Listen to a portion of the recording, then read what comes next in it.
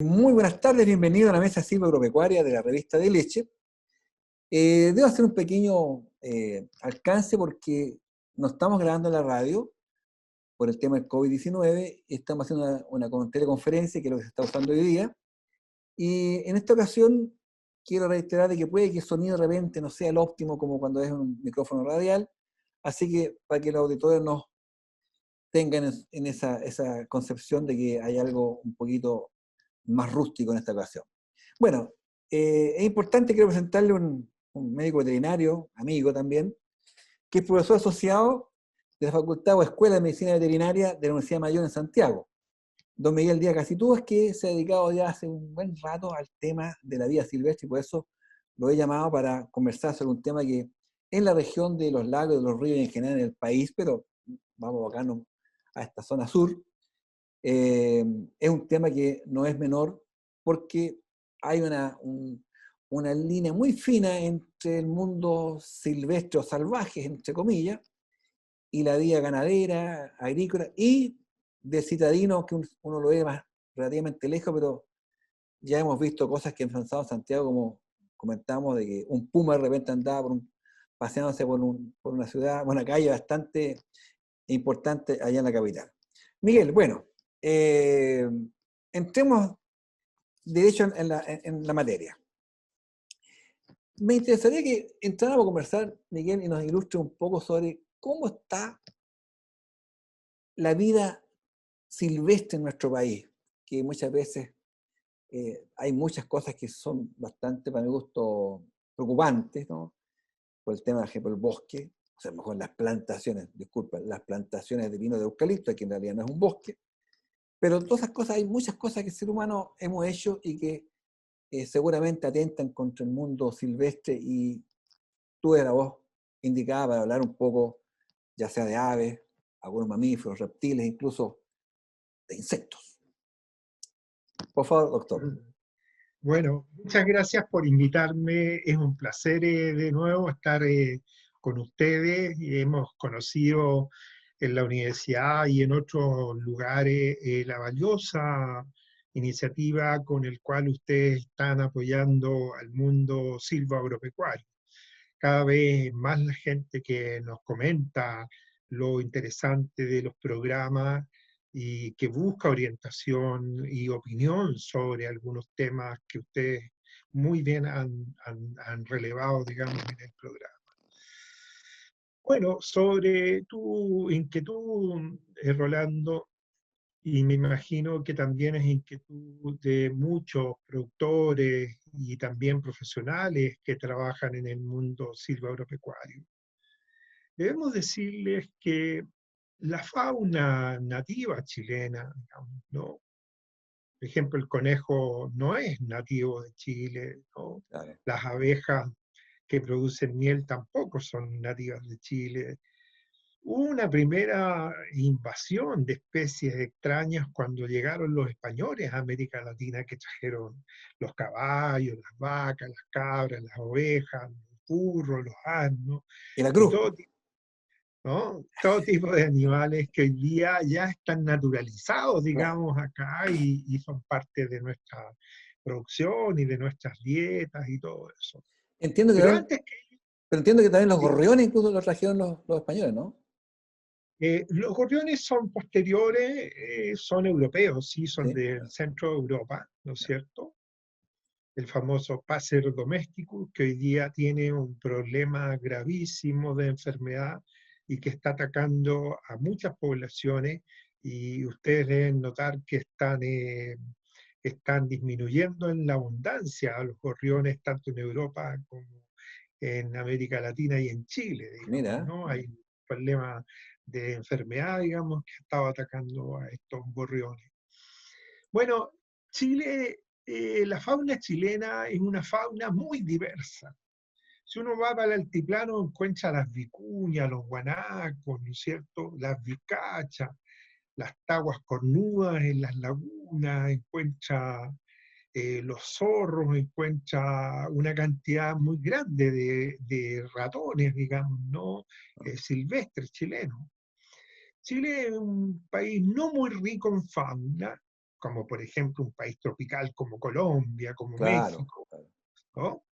Es un país que sí tiene una importancia grande porque la mayoría de los animales nativos de Chile son originarios de Chile. Es decir, el proceso evolutivo los creó acá, Acá, ok. acá. Entonces son un producto de un registro muy, muy interesante, digamos. Uno, por ejemplo, pensaría que el quirquincho de la puna, con el cual antes se hacían los charangos, ¿no es cierto? ¿Verdad, vos? ¿Ya? ¿No? Hoy día estos animalitos está prohibido cazarlo, digamos, ¿no? Pero ese animalito es muy antiguo, es de la época de los dinosaurios, de los gliptodontes, parientes de los gliptodontes, ¿no? Mírale. Hasta animales bastante más nuevos, digamos, no como son la mayoría de los vertebrados, como los zorros, ¿no es cierto?, los quiques, ¿no es cierto?, los chingues y otros animalitos que Las tenemos huiñas. en las huiñas que tenemos en el campo chileno, digamos, ¿no?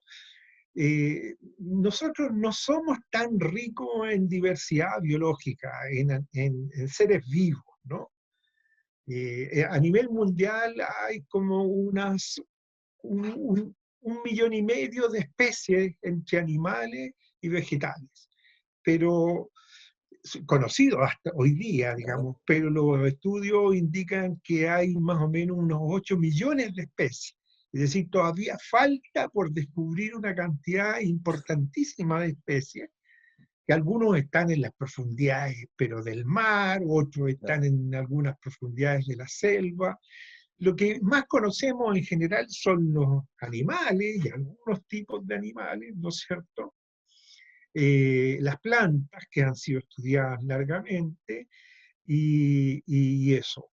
Ahora, la fauna nuestra, hay una fauna que podemos llamar del sector altiplánico, del norte de Chile, hay otra de la zona mediterránea, de la zona central de Claro. Chile, Ajá. y después tenemos una fauna que podemos llamar de la zona austral de Chile, digamos, ¿no? Una fauna, y son más o menos características porque tienen acompañamiento de vegetación distinta, alturas distintas, climas distintas, y por supuesto.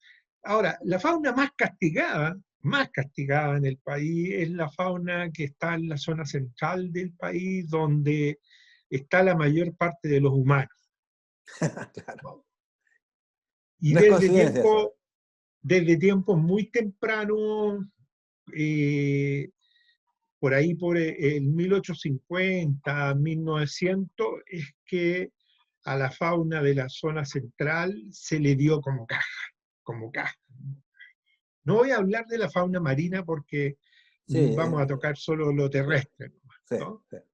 Por ejemplo, debo contarles que el naturalista chileno Federico Albert, un alemán que fue contratado por el gobierno de Chile para ayudar en esto de la conservación de la fauna silvestre, ¿En qué año fue eso? 1900, Ah, ¿no? Él en unos escritos dice, Chile exporta hoy día 1 millón de pieles de chinchilla. uh, Las, las chinchillas son pequeñísimas, ¿no?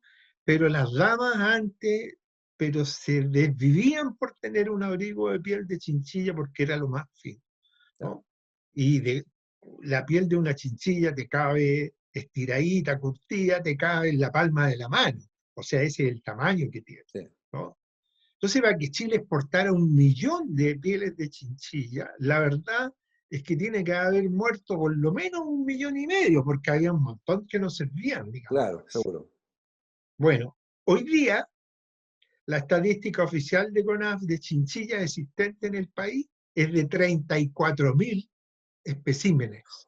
Imagínate, o sea, claro. ¿Cómo sería de abundante en esos tiempos esta población que Chile exportaba 1 millón de pieles de chinchilla? Entonces, ¿qué pasó con esto?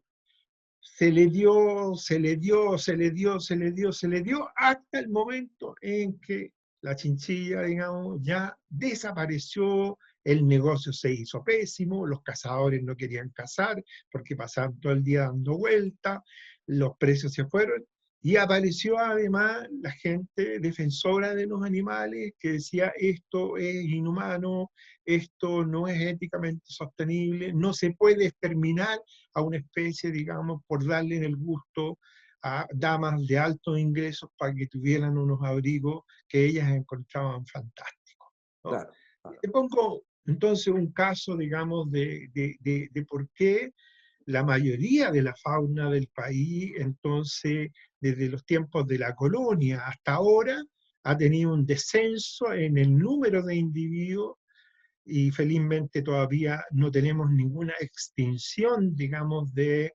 especies como ha ocurrido en otros países, digamos, o en otros en que están al borde, digamos, de la extinción, ¿no? Eh, Ahora, Miguel, disculpa, pero respecto a la chinchilla, ¿cómo es posible que si en los años 900 se exportaba 1 millón, ahora hablamos que hay una población de 30.000 aproximadamente, no se ha podido recuperar? ¿Se ocupó el territorio de ellas? ¿Cuál fue la explicación así como esa que hay hoy día de su incapacidad de recuperarse? Las cosas no ocurren solas. Uno de los grandes competidores de la chinchilla son las cabras. Y la mayor parte de la chinchilla está en la región de Coquimbo Ya, y su más directo competidor son las cabras.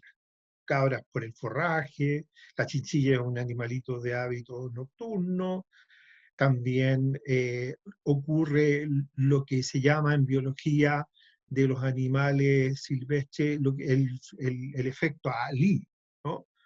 El efecto Ali es que una población necesita un tamaño mínimo para seguir existiendo.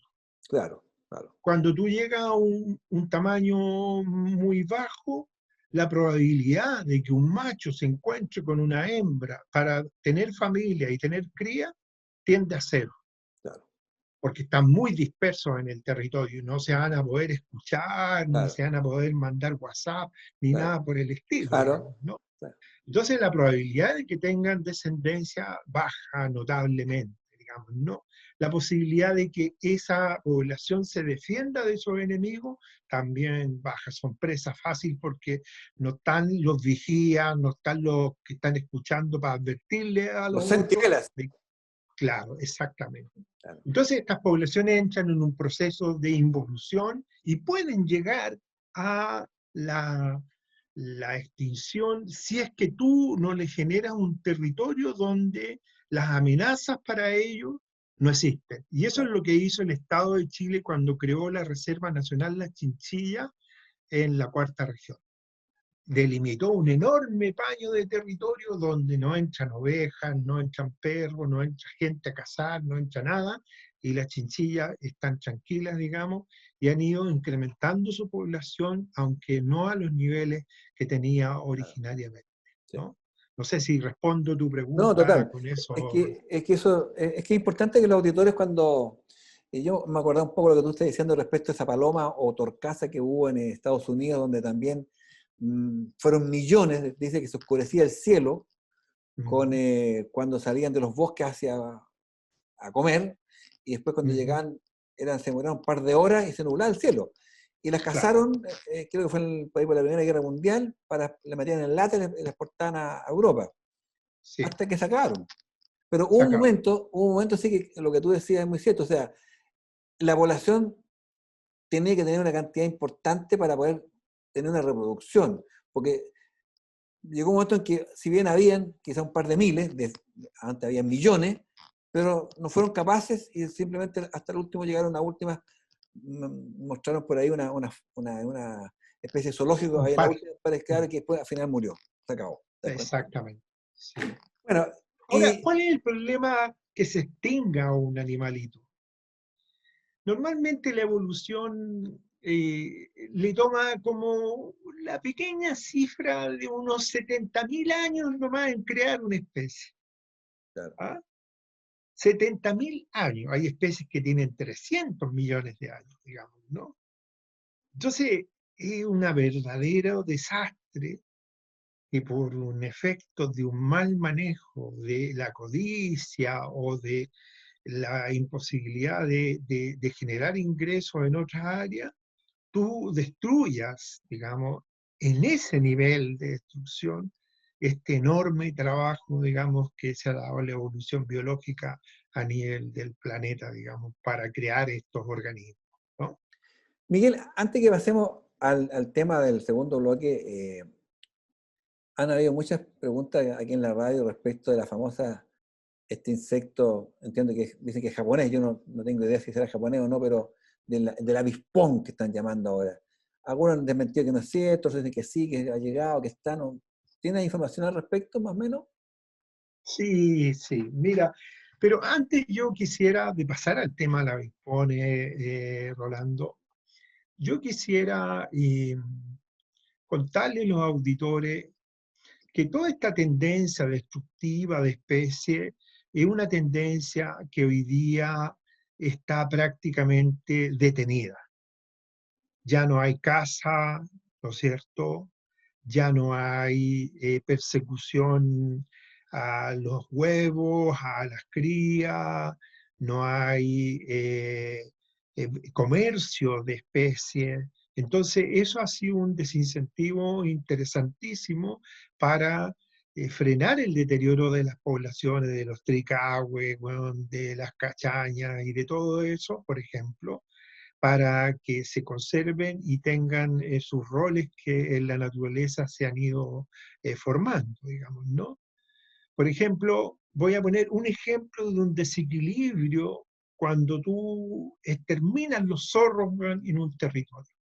En toda la ¿Ya? zona central de Chile y en la zona sur está comenzando, ha habido tal persecución a los zorros por parte de la gente, por distintas razones, más de las veces razones que no tienen justificación, que han comenzado a aumentar los ratones, weón, que son los portadores del virus del ANTA. Y todo el aumento del ANTA en las personas es porque hay demasiados ratones que están infectando las casas, los campos, bueno, los lugares de acampamiento o donde uno se va a mirar las estrellas con su novia, etcétera, etcétera, ¿no?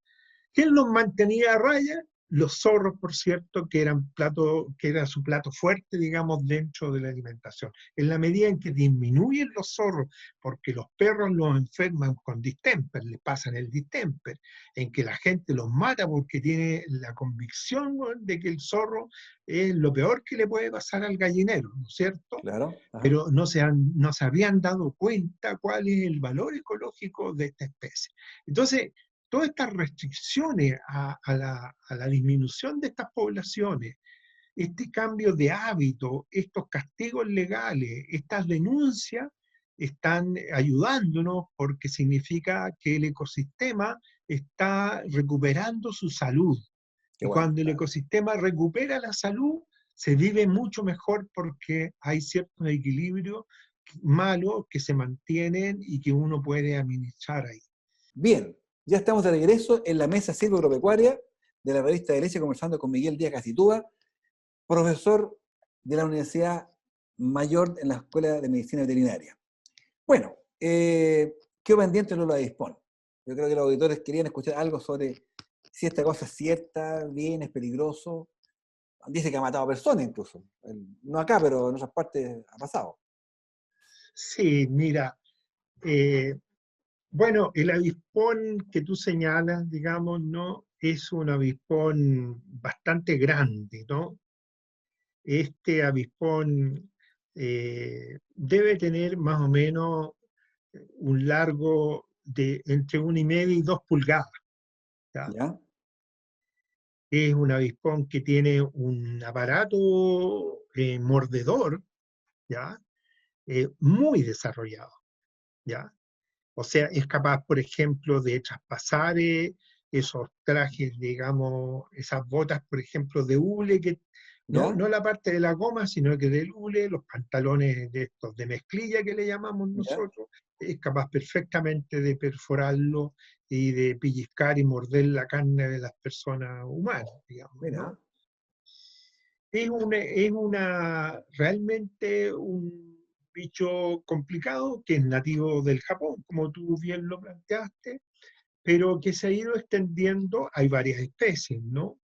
Que se ha ido extendiendo desde el Japón a distintos lugares. Por ejemplo, en el borde entre Estados Unidos y Canadá hay una creciente población, Ya, mira. y recientemente ha sido detectado con mucha alarma en la zona de Washington, en Estados Unidos, y es muy probable que si nosotros no optimizamos las barreras de control de especies invasoras que lleva el SAC en los terminales portuarios, perdón, en los terminales aéreos, en aduanas, en los barcos, qué sé yo, lo vamos a tener, digamos, sin duda por acá, digamos, Pero ¿no? ya, entiende, pero ¿está acá ya o todavía no?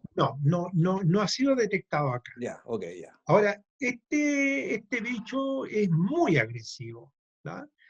Por ejemplo, para alimentarse es capaz de meterse a una colmena y matar miles de abejas y les corta la cabeza con el aparato bucal, Vocal, sí, y claro. después los cuerpos los usa para alimentar a las crías, ¿ya? Mira, Hace unas avisperos subterráneos como la chaqueta amarilla, ya, ok. digamos, ¿no? Y alimenta a las crías. En abril empiezan a salir las reinas, los avispones, y empiezan a poner huevos y a criar estas crías. Ahora, la dificultad con este bicho es que, y por eso han muerto personas, es que aparte de la mascada, que es muy, muy dura, Y dolorosa debe ser. cuando masca, cuando masca inyectan una toxina que inclusive yo diría similar o hasta más potente, bueno, que la de la araña de rincón, Ah, ¿no? mira, mira. Claro. Y entonces en el lugar donde te picó y te inyectó, se te produce una pudrición del tejido, digamos, ¿no? Una necrosis, se llama en términos Ya. médicos, digamos, ¿no? Que es extremadamente dolorosa, es como un fierro caliente, digamos, ensartado ahí, y que pone muy mal a las personas. Las personas pueden llegar a morir por esto si es que no reciben buena atención. El Mira. problema es la agresividad del avispón. Si llegase a entrar al país y no hay un control adecuado por parte del SAC y otros organismos que se dedican a controlar estas invasiones, la verdad es que el estado de nuestros colmenares puede ser muy desastroso, y que por supuesto a algunas personas los va a dañar la picada, ¿no? En general no estamos acostumbrados a nosotros a insectos que tengan tanto poder de fuego, por así Claro. decirlo. Ahora es importante, yo pienso que quienes más pueden estar preocupados y estar atentos y pueden ser centinelas de este tipo de cosas son los apicultores, porque aparentemente es ahí donde podrían tener el mayor visibilización, pienso yo, ¿no? Exactamente, yo creo que ellos ya están muy noticiados, están bastante alerta y tienen buenas relaciones con el Servicio Agrícola y Ganadero y con las universidades que se dedican a hacer investigación en estos temas. Entonces, no veo que por el lado de la información sea un problema. Lo que sí veo que puede ser un problema es que las entidades encargadas no desarrollen actividades concretas, digamos, no para cazar estos bichos. Ya, En Estados Unidos están trampeando en algunas zonas porque son zonas de reciente colonización, ¿no? Bueno, trampean para estudiarlos básicamente, y después me imagino que van a usar esos ejemplares para desarrollar algún tipo de control biológico, digamos, de claro, estos avispones, digamos, claro. ¿no? Sería una cuestión lamentable, bueno, Sí, bueno, lamentable. bueno, mira, ojalá que no pase nada. Pienso que los apicultores la han pasado muy mal estos últimos años en general. No es fácil hacer apicultura. Todavía, a pesar de ir a, imagínate, no sé si te acordarás cuando en Temuco me tocó la posibilidad de armar la Asociación de Apicultores de la Nueva Región, estoy hablando del año Ujú. 85 aproximadamente, y ya en esa época había mucha difusión del control de uso de insecticidas con aviso a los apicultores para evitar mortalidades de apiarios Claro, completos. Pero seguro. entonces han pasado ya Sí. como 20, 30 años y sigue pasando lo mismo. O sea, aquí hay una falta de nexo de conciencia de parte de algunos productores, agricultores. No sé si fue una falta de respeto, una insensibilidad por un trabajo que es tan noble. Aparte que, o sea, encontramos también los mismos productores, sobre todo los que producen cerezas acá en la zona sur, la importancia que le dan a la abeja y lo de los cerezos, lo de las frambuesas, lo de, en fin, de distintas productores donde la flor, la polinización es una cosa fundamental y que bien se sabe que sin abeja los rendimientos son hasta un 30% menos que con una buena polinización hecha por las abejas. Entonces, bueno, pero ahí hay un mundo, ¿te das cuenta? Y aquí quiero llegar al tema, ¿cómo, ¿cómo es posible que hay estudios de sociología de por qué la conducta humana es tan dañina? O sea, yo siempre me digo, y yo estoy convencido que el ser humano no es racional, porque no somos racionales. Que tenemos capacidad de usar la razón, eso es cierto, pero eso no nos hace racional. Lo más potente que hay en nosotros es lo emocional. La emoción nos condena a matar, a robar, a mentir, a estafar, a, qué sé yo, a ser infiel, a lo que sea. Uno como ser humano, si dijera, oye, es irracional fumar, porque te vaya a morir de cáncer. Fuéramos racionales, tendría razón, no fumo, no tomo, no, pero se sucede que en realidad, cuando vamos entrando en la materia que estamos hablando ahora, o sea, yo pienso de repente que podría ocurrir el caso de que la última ballena, perseguida por un ballenero, y el tipo salió en la mañana de su puerto con su arpón cargado de explosivos y vio la última ballena y la mató. Y se la llevó para la casa porque si eso le costó $1.000.000. Pero se acabó el negocio. Se acabó la última ballena. O sea, como se exterminaron, hablamos de las torcasas en Estados Unidos, en fin, el hombre es capaz de llegar a matar la gallina en los huevos de oro. Entonces, ¿qué pensás? ¿Cómo reflexionas tú respecto del ser humano en ese sentido, Miguel? Mira, nosotros somos una especie bien diversa, somos también culturas bien diversas y somos una especie que tiene personas que son también más inteligentes, menos inteligentes. Es decir, Claro. aquí hay una diversidad de, de rasgos, digamos, pero además somos personas sorprendentes porque podemos tener lados muy buenos, pero también podemos tener, como el dios Jano, digamos, otra cara, ¿no es Claro, cierto? claro. Que es mala. Entonces, el tema de la coherencia, el tema de mantenerse en una misma posición a lo largo del tiempo, es una cuestión que cada vez está más difícil en un mundo que es además muy cambiante, digamos, ¿no? Entonces, eh, por ejemplo, en los primeros años de la creación del sistema de parques en Estados Unidos, ¿ya? Los ¿Qué año, principales qué año, opositores, qué año más o menos fue eso? estamos hablando como 1950 más o menos, Ya. digamos, ¿no? Los que más se oponían a todo esto eran los madereros, ¿no? Claro, claro. Claro, porque ellos agarraban un bosque fiscal, lo volteaban, sacaban madera para construir un país que estaba creciendo, creciendo, creciendo, creciendo. Pero a eso siempre hubo gente que se opuso a esa Claro. forma de trabajo, digamos. Entonces, por un lado tenéis tú gente que era incapaz de ver más allá de su negocio, ¿cierto? Y por otro lado teníais a las personas que tenían una capacidad enorme de mirar el país en perspectiva, digamos, ¿no?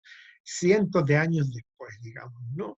Y es curioso, fíjate que el sistema de parque en Estados Unidos pertenece al Ministerio del Interior, porque la naturaleza, los parques y todo lo otro en Estados Unidos forman parte de la seguridad nacional del país.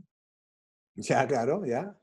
Ellos ven de que la sociedad no está segura si no tiene esos grandes colchones, digamos, de naturaleza, de vida silvestre, en buenas condiciones, donde hay agua, donde se recoge nieve, donde está la vida, digamos, que originó ese país, ¿no? Claro, Por eso está en el Ministerio del Interior, y déjame no está en el hacerte, Ministerio del Medio Ambiente. claro, ¿Ah? oye, y déjame hacerte un paréntesis que en realidad me enteré hace unos años que justamente el agua de Nueva York, por ejemplo, viene de bosques que están cerca de la ciudad de Nueva York. Yo no conozco Nueva York, pero hay unos bosques que son de propiedad privada, pero la ciudad de Nueva York le paga a esos propietarios para que no saquen el bosque, para que lo mantengan, porque saben que si sacan el bosque se acaba el agua, y se le acaba el agua a Así Nueva es, York. ¿Ya? así Entonces hay, es. hay una conciencia, ya el gringo sabe que está ligado el, un bosque sano con el agua, y en este caso el agua que beneficia a los ciudadanos de Nueva York, donde está la capital del capitalismo mundial. Así es. Se llaman las montañas Catskill, ¿no? Skalkil, ya, mira. Catskill. Bueno, eso se llama pagar un servicio ambiental que genera el bosque. Pero ese bosque alguien tiene que manejarlo. Hay Ya, que hacer las cunetas, hay que cortar las ramas que están malas, hay que ver que no tengan peste los árboles y todo lo demás, y eso es manejo del bosque. Entonces, por todo eso que hace que se mantengan los cursos de agua de esas montañas, que el agua que después se recoge se purifica y es la que alimenta Nueva York, los ciudadanos de Nueva York en las boletas del agua le pagan una cantidad de dólares por servicio ambiental a estos productores de bosque, bueno, que le aseguran agua de calidad a Nueva York. ¿Ah? oye, y Es déjame hacer cosas. interesante, digamos. Sí, pues, déjame hacer cosas. En Santiago yo conocí a Jaime Gaete, que tiene una reserva ecológica en Pirque arriba, al lado de la Ujú. reserva forestal de CONAF. Ya, el Río Clarillo se llama. Sí. Clarillo, exactamente, se llama, sí, exactamente. Entonces, eh, eh, el bosque de él decía, me decía, yo conocí su bosque, ahí salen manantiales que surten agua justamente, y es agua que van a dar al agua potable de Santiago de Chile. Pero no le pagan un peso, entonces él podría perfectamente sacar todo el bosque y venderlo. Y hay unos árboles tremendos, Exactamente. hay unos peumos impresionantes. O sea, cuesta entender, pensar que aquí en Santiago, ahí a la orilla, hay un bosque tan bello como que hay en Carillo. Yo no lo conocía. Hasta que fue un día y él me llevó. Y naturalmente decía, bueno, aquí sacan el agua y las compañías de agua la venden y ya no le pagan nada. Nada, nada, nada. Increíble. Ok, hay un desincentivo grande porque finalmente esa renta se la apropian los accionistas de esa empresa y no le reparten a los productores, digamos, su parte, digamos. Bueno, yo creo que todo eso está cambiando en el mundo y en Chile espero de que eso vaya a ir cambiando. Pero quiero volver al tema que planteaste originalmente sobre el tema de las distintas conductas, digamos, Humana. de los humanos. Entonces, te quiero decir con esto de que eh, cuando el desastre ya es muy evidente, la gente comienza a tomar conciencia de que algo anda mal, ¿ya? Y yo creo que la humanidad hoy día que tiene acceso a tanta información es capaz de relevar los hechos malos y comenzar entonces a reflexionar sobre cuál es el origen de estos daños. Y llega inevitablemente a formas de uso de los recursos, formas de explotación de los recursos, formas de producción que no se hacen cargo de los daños que le causan a la naturaleza, ¿no? Y esos daños que no son resarcidos para la naturaleza van produciendo un pasivo, una deuda ambiental muy grande a lo largo de los años y llamamos destrucción del medio ambiente, ¿no? Claro. Porque el que tira las aguas servidas al río, ¿no es cierto?, sin ningún proceso, se lava las manos nomás, porque Claro. no tiene el costo de limpiar las aguas para devolverlas adecuadamente al río. Entonces, hoy día yo diría que una de las principales causas del deterioro de los hábitats animales, de la flora y del aire y del planeta en general es una forma de producción que llamamos capitalista avanzada, que no se hace cargo de los costos de su producción, de una parte de los costos de su producción. Lo voy a poner con un ejemplo muy simple. Por ejemplo, los alemanes tienen un sistema que se llama tratamiento de desechos sólidos en origen. Ya. Y tú vas al servicio ambiental de Alemania y le dices, yo soy de la Coca-Cola y quiero producir 1.000.000 de botellitas chicas de Coca-Cola de plástico. Y los alemanes le dicen, perfecto, pero tú me traes 1.000.000 de botellas de Coca-Cola de plástico De regreso. recogidas, y las tenés que pagar tú. Claro. Entonces el tipo dice, puta, tengo que recogerlas yo, traerlas, todo, qué sé yo. No, dejémoslo, si ese es un problema del consumidor. No, en Alemania no es un problema del consumidor, es un problema del que los produce. Si usted quiere, súbale el costo. El consumidor decidirá si lo quiere pagar o no lo quiere pagar. Claro. Se lo sube, pero usted las recoge. Tráigame las 1.000.000 de botellas y yo lo dejo producir 1.000.000 de botellas. Al comienzo quedó, pero la escoba con el asunto. Pero el Estado alemán, que yo lo admiro, se puso ahí en las coloradas, y y listo, ¿no? Y así pasa con todo, se llama reducción de desechos sólidos en origen, ¿no es cierto? Claro, porque es re fácil decir, no, pero agrupémonos y juntemos los desechos. Yo en mi casa hago unas bolsas, y en el edificio hago unas bolsas, y la gente que produce, o las empresas que producen, sí, tiren basura nomás, tirémosla al mar. ¿Ah?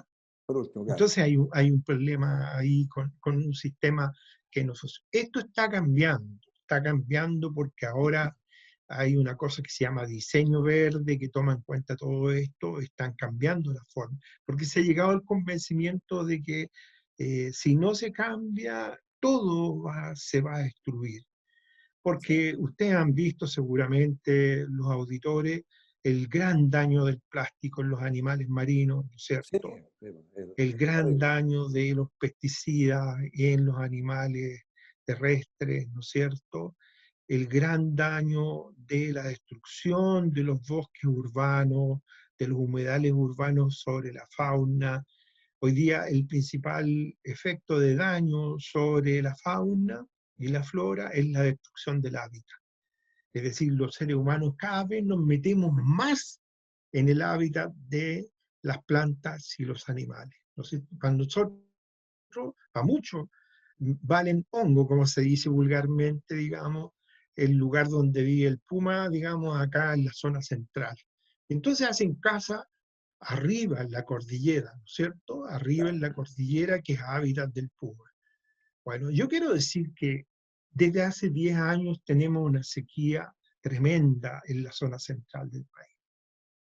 Y la verdad es que una sequía de 10 años es una sequía que es prácticamente un arma letal para la fauna que vive en esos territorios, porque se acaban los frutos del bosque, se acaban las semillas del bosque. Si no hay frutos, no hay pájaros. Si no hay semillas, no hay ratones. Si no hay pájaros, los zorros no comen, las huiñas no comen, los pájaros rapaces tampoco comen, ¿no es cierto? Y comienza entonces a degradarse la cadena animal en estos ecosistemas.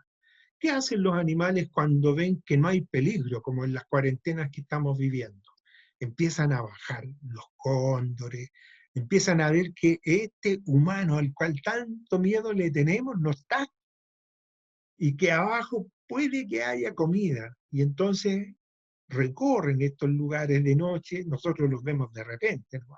Pero ellos son mucho más hábiles que nosotros en eso, y Seguro. entonces empiezan a ver dónde pueden encontrar comida en esta condición de sequía tan terrible. Si no hubiera esta sequía, habría más comida, digamos, en los bosques, porque habrían Seguro. frutos, porque habrían ratones, pájaros, culebras, lagartijas, etcétera, etcétera, etcétera. Entonces Bueno, yo te digo oye, que pero vamos el a tener que hacer gran un alto. destructor de fauna hoy día es la sequía, digamos, en la zona central del país. Bien, estamos de regreso en la mesa silva agropecuaria, en la última pata, porque esta mesa, Miguel, tiene 3 patas. Esta es la tercera. Bueno, o sea, siempre cuando hablo estas cosas con quien sea, Miguel, siempre me queda como, está hablando de un funeral.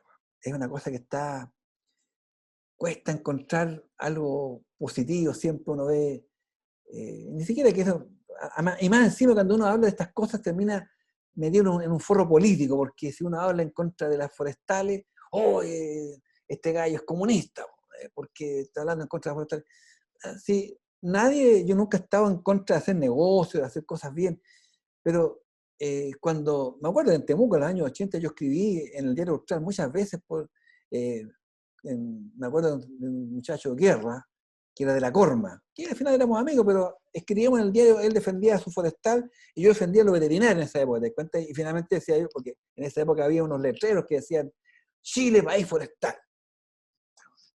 Y los veterinarios o los ganaderos no colocaron nunca Chile, país ganadero. Solamente ese mundo ganadero se quejó de por qué al sector forestal hay un decreto de 701 que hasta el día de hoy le dan millones de millones a los más ricos de Chile y a la ganadería de Chile, que sigue yendo para abajo, no le dan un peso. ¿Te das cuenta? Es un tema que se ha discutido, se ha conversado, pero ahí queda. Ahí, cuando más salen algunas personas reclamando al respecto, pero no se mueve una aguja y yo creo que no se mueven nunca. Entonces, ese sabor amargo me queda a mí siempre, con el sector silvestre que es deteriorado y que efectivamente tú muy bien describiste y hay muchas más relaciones también, porque si uno habla también de insectos, habla de reptiles, qué sé yo, hay un montón de relaciones súper importantes que son parte de la naturaleza, parte de la vida del planeta, en la cual nosotros estamos ahí insertos, nosotros no estamos ajenos a eso, pero el ser humano tiende a olvidarse, piensa que porque vive un departamento en Santiago de 300 metros cuadrados y de $2 millones del departamento, está salvado. Y ocurre que alguna vez conversamos, Miguel, de que podría ocurrir que mañana Santiago no tenga agua, por ejemplo. No es Yes. raro, no sería raro que de aquí a un año dijera, oye, se acabó el agua. ¿Te das cuenta? ¿Y por qué? Porque nosotros somos responsables de eso. No son los del partido político, no son los alcaldes, no son los argentinos, no son los chinos, son los chilenos, que aunque, fíjate que voy a volver una cosa a la universidad. En el tiempo de la Universidad de Chile yo estudié contigo, ¿cuánto fue? El 73, 74 entramos, y nos llevaron en botánica a recorrer un poquito más al norte de Santiago, Lampa, por ahí nomás allá, Lampa, ¿cómo se llama este asunto? La que era de Maipú, eh, por allá, pasó el lago. Y nos mostraban el avance de la arena, del desierto, ¿te acuerdas? Y Sí, donde claro. había unas investigaciones que estaban colocando unos pastos especiales para frenar las dunas que venían del norte.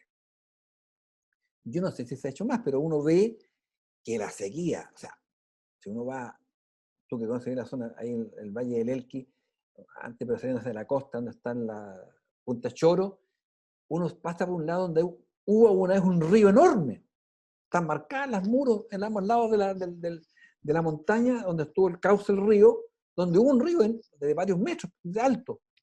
No hay nada ahora. O sea, sigue yendo hacia el sur, hasta Santiago, y ya estamos hablando ahora quizás de Chillán o Talca, donde estamos en una situación grave, cada vez más grave. Entonces, ¿te das cuenta? Yo digo, le estamos endosando como generación de viejos que somos nosotros hoy día ya, a la juventud. O sea, me da una vergüenza increíble como viejo de que no hayamos sido capaces de como generación entregarle un mundo decente a nuestros cabros, ¿te das cuenta?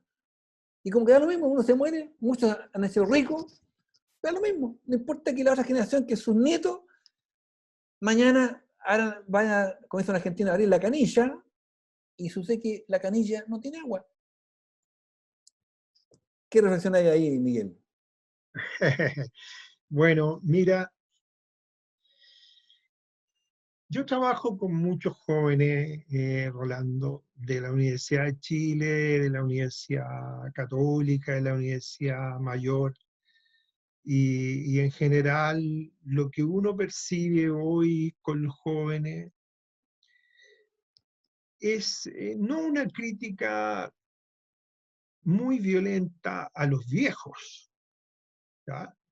Sino lo que hoy día uno percibe es una crítica violenta a los políticos, cualquiera sea el signo de los políticos, y también una crítica muy violenta a los empresarios por la forma en que han desarrollado sus procesos productivos y en la forma que han considerado al medio ambiente. ¿Y por qué ellos piensan de esa forma hoy día? Primero porque tienen mucha información científica y muy buena. ¿Ya? Hoy día Internet te ofrece lo mejor que tienes en información en el mundo. Muchos de estos cabros leen y escriben inglés y son viajados, conocen realidades, qué sé yo. Están educados de una forma distinta. Son capaces de hacer cruces de pensamiento y de teoría, y es decir, son bastante intelectualmente mucho más desarrollados, yo diría, que las generaciones nuestras, digamos, Claro. o las más Que antiguas, veníamos del campo. que veníamos del campo, exactamente, cuando ser del campo era peyorativo, digamos, Claro, ¿no? claro. Entonces, yo creo que hoy día, si es que hay un estrato que tiene claridad absoluta sobre el rol de los humanos, del sistema económico actual y de los empresarios sobre la destrucción del medio ambiente porque usa malas prácticas, tiene malos procesos de producción. Son estos, digamos, jóvenes que salen por miles a los parques, viajan a países, estudian los animales, están informados de primera fuente de Mira, todo lo que tiene que ver con la destrucción, digamos, de este medio ambiente.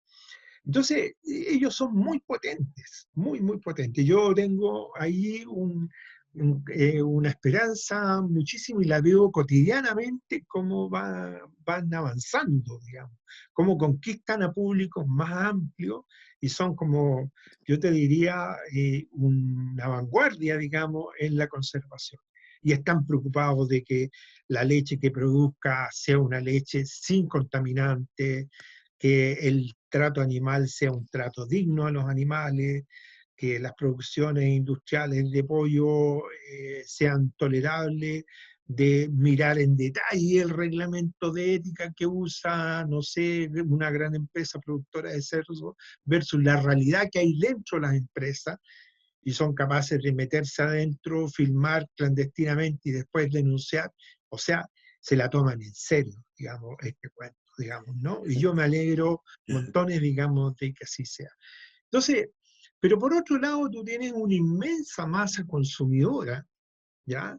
De gente que no tiene esa educación ni esa conciencia, que no se hace la pregunta sobre este mundo, claro, ¿cachai? seguro. Sí, sí. Que sobrevive, disfruta, es como personas que la pasan, digamos, no en la vida y que se han logrado mimetizar con el actual sistema lo suficiente y no se hacen grandes preguntas porque para ellos el futuro está en ganar más plata porque la plata además lo puede todo. No hacen estas relaciones entre el dinero y la conservación del medio ambiente, entre la política y el dinero, sino que es lo...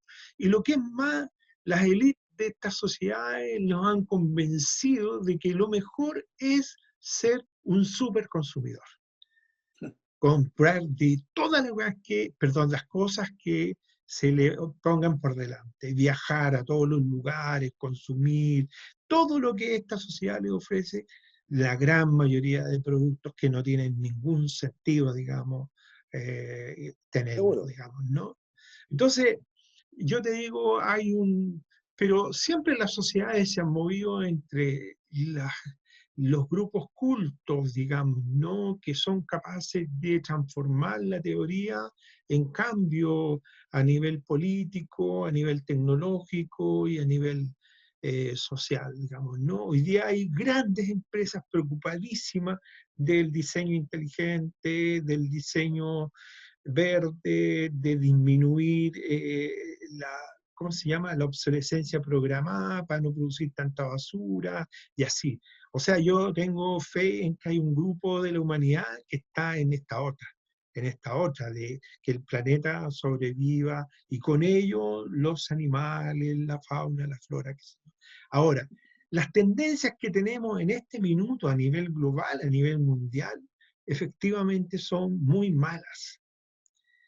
Y son muy malas porque el nivel de perturbación sobre los océanos, sobre la selva, sobre los bosques y los dirigentes que hay en muchos países, la verdad es que no son personas que tengan una visión humanista, una visión sistémica de la vida como la que tienen muchas personas que han vivido en el campo, los ganaderos, los Claro. veterinarios, los agrónomos, qué sé yo, que saben de que todo está relacionado con todo. ¿Ah? Que si tu pasto está malo, vaya a tener mala leche, ¿no es cierto? Que si el clima está malo, te va a ir mal en el negocio. En que hay una relación siempre que hay que estar cuidando y hay que Claro. estar pensando en un ecosistema productivo sano, digamos, Pensemos en la ¿no? sequía del norte, porque la gente que vive la agricultura, o sea, no tenéis para qué explicar Exactamente, lo grave que es eso. exactamente. Entonces, lo que yo creo, Rolando, es que los productores tienen que acelerar el tranco y unirse a los grupos de consumidores de avanzada, y a mí me pareció muy interesante todo esto, ensayos que están haciendo de producir leche sin antibióticos, digamos, ¿no? ¿No? De disminuir las emisiones de metano, por ejemplo, en las Claro. vacas lecheras, de, qué sé yo, disminuir al máximo antibióticos, anabólicos y otros más, de producir, como le hacen los uruguayos, una carne maravillosa, que es una carne a pastoreo, digamos, ¿no? Pero Claro. de una calidad extraordinaria, o gente que produce leche de pradera, como la gente de Nueva Zelanda, ¿no es cierto? Que Y también tienen la que una Osorno, huella de ¿no? carbono bastante más.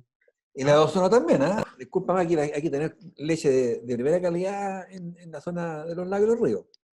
Me imagino que sí, Rolando. Lo que pasa es que no es mainstream, es Ah, decir, una bueno, corriente principal.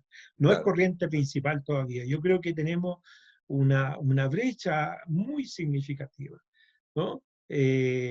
Cuando un productor lechero entienda de que la productividad de su pradera de alfalfa depende de los miles de insectos que van a polinizar las flores de alfalfa, y que lo tenga metido en la cabeza, y que además lo, no sé, pues las huiñas tienen un rol, ¿no es cierto? Los pumas tienen un rol, que el agua que usa la tiene que devolver más o menos igual, ¿no es Claro. cierto? Que tiene que reciclar los desechos, digamos, de la lechería adecuadamente, etcétera, etcétera, y que no hay que meter mucho nitrógeno por el tema de la percolación de nitrógeno hacia las fuentes de agua De agua, claro. subterráneas. O sea, todavía hay un trecho de buenas prácticas que tenemos que avanzar muchísimo, y todo eso a veces cuesta, y los márgenes se estrechan, digamos, para el productor, porque le estamos pidiendo al productor. El problema es que en este país, eh, y tú me dices cuando termine, Rolando, en este país los que le han quitado la posibilidad de innovar a los productores lecheros y ganaderos, y de otros productores además, son los traders, es decir, son las grandes empresas compradoras que le aprietan el cogote por el lado del precio, y entonces le van comiendo el margen, como se dice. Si tú Claro. no tenés margen, ¿cómo vas a acumular capital para hacer innovaciones que apunten a mejorar el medio ambiente? Entonces, todas estas grandes corporaciones que se van quedando con el margen, que exprimen a los territorios y a los productores, forestales, lecheros, de carne, de fruta y todo lo demás, y que al final del día son ellos los que cortan la mayor tajada de la ganancia, lo que están haciendo también es matar el medio ambiente, Seguro, porque no le dan la posibilidad de innovar a los productores. seguro. Miguel, pero veamos el tema de la juventud. Eh, yo echo de menos quizás los programas de colegio, porque yo pienso que los aspectos culturales, finalmente, la sociología de un país, eh, parten en el colegio. O sea, si uno tuviera clarito los conceptos de ecología, de medio ambiente, en el jardín, en el primer año de colegio y toda la educación, finalmente llega un gerente a una parte donde no hay para qué explicarle eso, ya lo sabe, es parte, lo ha visto durante 12 años de estudio. No tiene que ser un doctorado para entender que el agua es importante, que los insectos son importantes, que el puma es importante. ¿Dónde está ese plan? ¿Hay un plan al respecto? Mira, yo ahí le saco el sombrero a los profesores de régimen de las escuelas, es decir, al profe de ciencia, al profe de educación física, al profe de nutrición, al profe que les enseña tópicos asociados a la cuestión medioambiental, a la defensa de la fauna, a conocer los animales propios, a reconocer los temas ambientales, eh, y cada vez son más los chicos de las escuelas básicas, también de las universidades y de otros colegios, que van a las áreas protegidas, que van a los zoológicos, ¿Ya? que tienen ramos especiales y que han ido cambiando eh, el conocimiento sobre lo nuestro. ¿Ah? Antes nosotros conocíamos al huemul y al cóndor porque están en el escudo El escudo, nacional. claro. Claro. Hoy día los cabros conocen el puma, conocen el cóndor, conocen un montón de otros animales porque los profes le han hecho una... Pero lo que es más, también los han educado sanitariamente. Es decir, el tema de la basura para muchos de los niños es un tema muy relevado y muy interesante. Y hay una cuestión afectiva con los animales, ¿no? Hoy día los chicos se están haciendo preguntas si el pollo que le dan en la casa merece ser comido o no por la forma en que se produce ese pollo. Hay un tema Claro. te digo, a mí mi nieto me lo dice, dijo. O sea, yo quiero saber si este pollo fue un pollo de vía feliz o no fue un pollo de vía Un feliz. desgraciado. Claro, ¿cachai?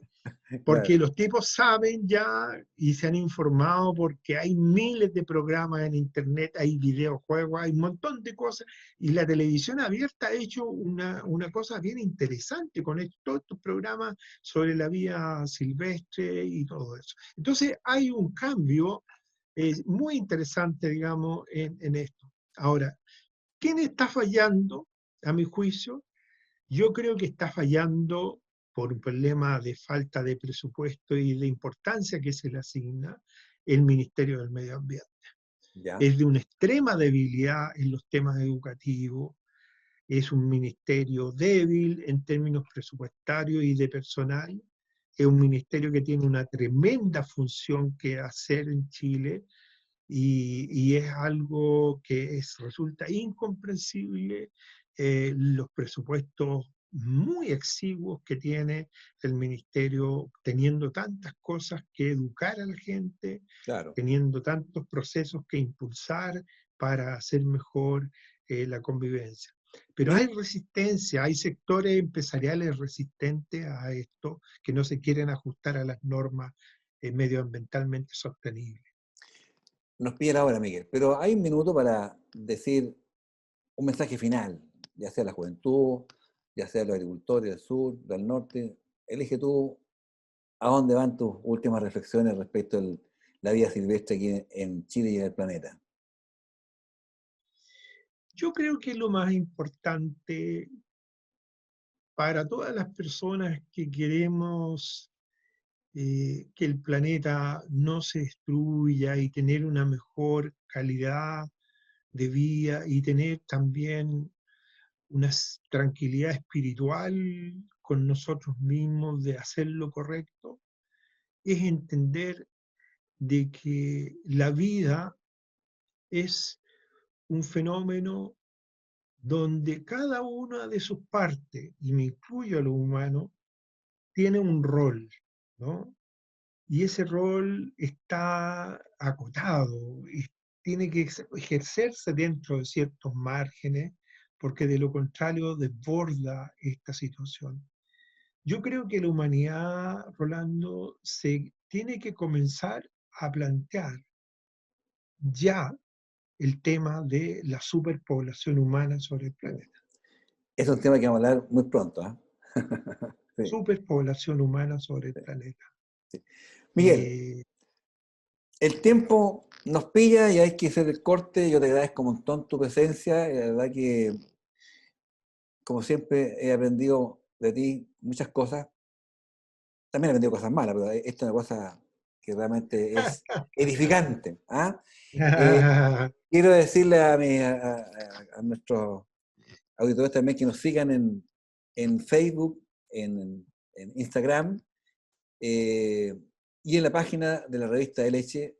En todas partes somos el hashtag Revista de Leche, así que nos buscan. Ah, y debo denunciarle que tienen que vernos el Agronauta en el canal de Leche TV en YouTube, que también es un tema que estamos abordando, algo interesante ahí. Yo me despido, si tú quieres decir un adiós más, yo ahora hasta aquí llego porque en realidad nos pilló el tiempo, Miguel. Muchas gracias. bueno, mucho gusto. Que estés muy bien, Rolando.